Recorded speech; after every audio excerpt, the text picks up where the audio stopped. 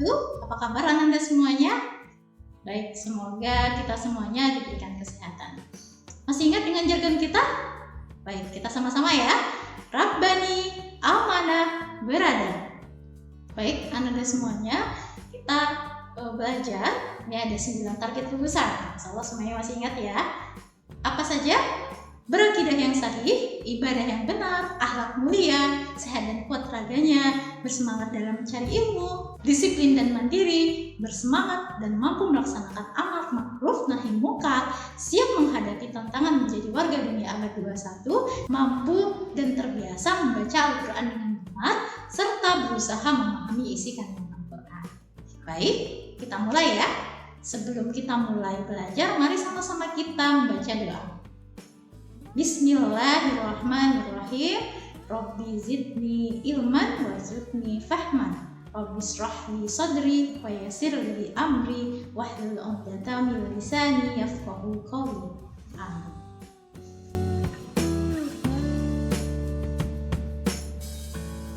Baik, pada pertemuan kali ini kita akan membahas tentang teori atom dan partikel penyusun atom.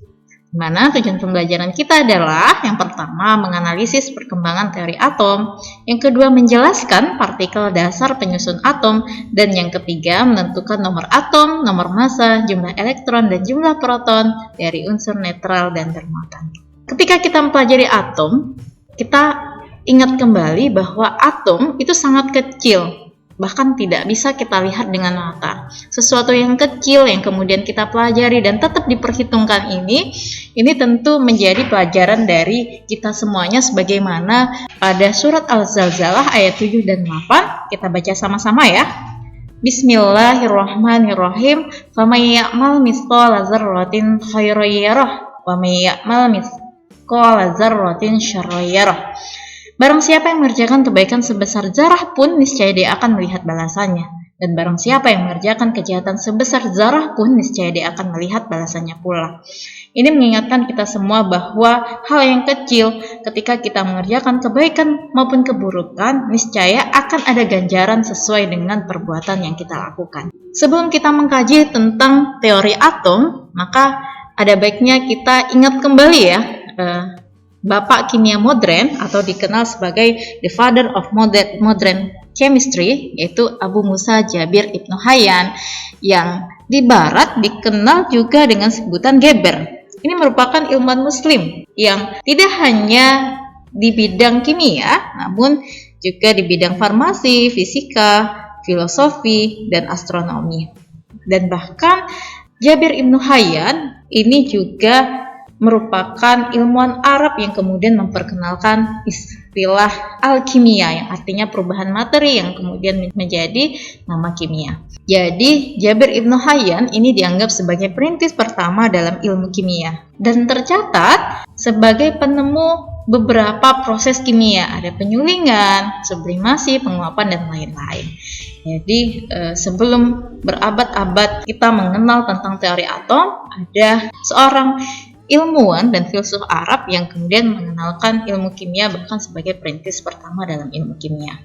Baik, kita kaji ya tentang teori atom. Ada beberapa teori atom yang terkenal ya. Yang pertama ini adalah model atom John Dalton, itu pada tahun 1803. Kemudian model atom J.J. Thomson, model atom Rutherford, model atom Bohr, dan kemudian yang terakhir adalah model atom Mondrian. Model atom John Dalton pada tahun 1803, ini John Dalton memperkenalkan model atomnya yang kemudian dikenal dengan postulat atom Dalton. Apa isinya? Dikatakan di sana bahwa atom merupakan partikel terkecil dari materi yang tidak dapat dipecah lagi. Model atom Dalton digambarkan sebagai bola pejal yang sangat kecil. Ini ya bentuknya kira-kira seperti ini. Namun sebenarnya ini kita ilustrasikan sesuatu yang nampak dengan mata, tapi sebenarnya atom itu sangat kecil ya. Atom-atom pada unsur yang sama adalah identik, artinya memiliki massa, ukuran, dan sifat yang sama. Contohnya ketika atom dari unsur hidrogen, maka sama semuanya atomnya, ukuran, massa, sifatnya sama. Atom dari unsur yang berbeda bergabung membentuk senyawa dengan perbandingan bilangan bulat dan sederhana. Ini akan kita pelajari ya pada pembelajaran selanjutnya. Dan yang terakhir adalah reaksi kimia merupakan pemisahan dan penggabungan kembali atom-atom sehingga sebenarnya atom itu tidak dapat diciptakan, tidak dapat dimusnahkan dan diubah menjadi atom lain melalui reaksi kimia biasa. Diingat ya bentuk atom daktonnya. Kemudian kita lanjutkan model atom J.J. Thomson itu pada tahun 1904. Menurut J.J. Thomson, atom ini terdiri dari materi bermuatan positif. Jadi ini ada bola bermuatan positif seluruhnya dan di dalamnya tersebar elektron. Jadi ini ada sebaran elektron. Elektron ini bagaikan kismis dalam roti. Jadi kita membayangkan ini ada bola bermuatan positif dan ada sebaran elektron-elektron ya di bola tersebut. Jadi di sini ada muatan positif, ada muatan negatif. Kemudian yang ketiga ada model atom Rutherford, yaitu pada tahun 1910. Kita lihat bentuk atomnya seperti ini. Dikatakan dalam model atom Rutherford ini, sebagian besar atom merupakan ruang hampa. Jadi ini ya, atom terdiri dari inti atom, ada inti atom yang sangat kecil, bermuatan positif. Ini ya, nukleus ya, ini inti atom, dan dikelilingi elektron. Ini elektronnya yang bermuatan negatif. Jadi ini nukleusnya bermuatan positif, nanti elektronnya bermuatan negatif seperti model tata surya. Jadi modelnya seperti ini, ya. Kemudian model atom Bohr. Jadi model atom Bohr ini pada tahun 1913 memperkenalkan postulatnya bahwa elektron mengelilingi inti pada lintasan-lintasan tertentu. Jadi ada lintasannya. Ya, ada lintasan yang disebut kulit elektron. Jadi lintasan-lintasan ini akan disebut dengan kulit elektron atau tingkat energi. Kemudian yang terakhir ini model atom modern pada tahun 1924. Diperkenalkan bahwa sebenarnya tidak bisa kita menemukan posisi serta momentum elektron yang pasti. Yang dapat ditentukan adalah kebolehjadian menemukan elektron pada suatu titik pada jarak tertentu. Jadi seperti ini yang disebut orbital. Jadi seperti itu ya. Nanti kita akan simpulkan kembali bentuk atom mulai dari John Dalton tadi sampai model atom modern. Kemudian kita akan lihat perbedaannya, kelebihan dan kelemahan dari masing-masing model tersebut. Apakah semuanya masih semangat? Oke, kita lanjut ya. Dari teori-teori yang sudah kita pelajari tadi, jadi kita bisa mengetahui ya bahwa partikel penyusun atom itu ada elektron, proton, dan neutron. Elektron itu penemuannya diawali dengan ditemukannya tabung katode oleh William Crookes. Ya, sinar katode ini adalah berkas sinar bermuatan negatif karena tertarik oleh plat bermuatan positif. Selanjutnya, pada tahun 1897, Thomson mengamati dua plat elektrode dalam tabung vakum dan mengamati sinar katode dibelokkan oleh muatan listrik ke arah kutub positif. Sehingga dapat disimpulkan bahwa sinar katode adalah berkas elektron.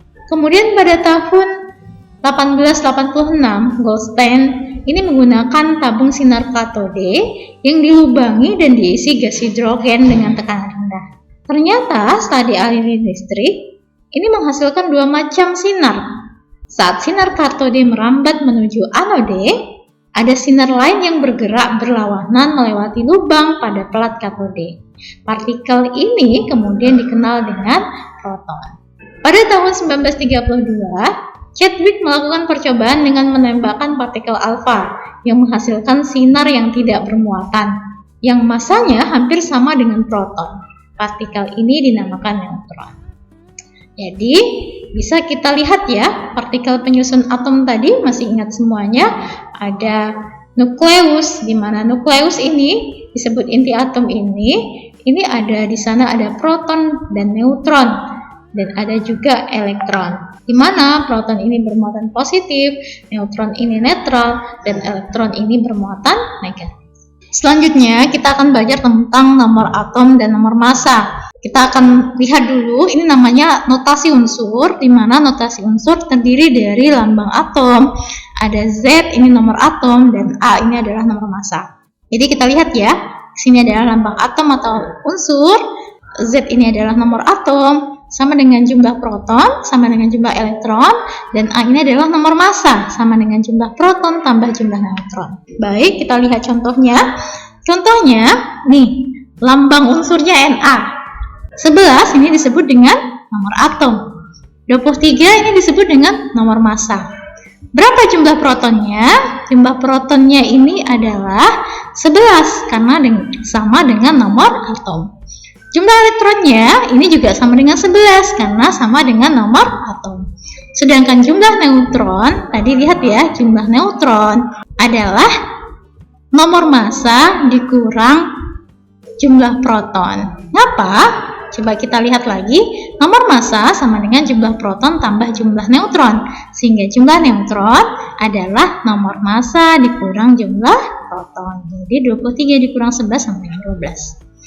Bagaimana jika unsurnya bermuatan? Jadi ada muatan namanya, ada muatan negatif, ada muatan positif. Ketika ada unsur bermuatan, contohnya adalah unsur Cl negatif ini ya, dengan nomor atom 17 dan nomor massa 35 ya. Berapa jumlah protonnya? Jumlah protonnya ini adalah jumlah protonnya 17. Jumlah elektron ini ya, karena ada muatan negatifnya, maka jumlah elektron ini muatan negatif ya, maka 17 ditambah 1 sama dengan 18. Sedangkan jumlah neutron 35 dikurang 17 sama dengan 18. Jika muatannya positif 2, ini ya, Mg yang bermuatan positif 2 dengan nomor atom 12, nomor massa 24. Bagaimana jumlah proton, elektron, dan neutronnya? Maka jumlah proton ini tetap ya 12. Jadi jumlah proton itu tidak berubah. Ternyata ya, jumlah elektron yang berubah. Karena ini 12 nomor atomnya, kemudian ini ada 2 muatan positifnya, maka 12 dikurang 2 sama dengan 10. Sedangkan jumlah neutronnya sama sebelumnya, 24 dikurang 12 sama dengan 12. Baik, seperti itu ya.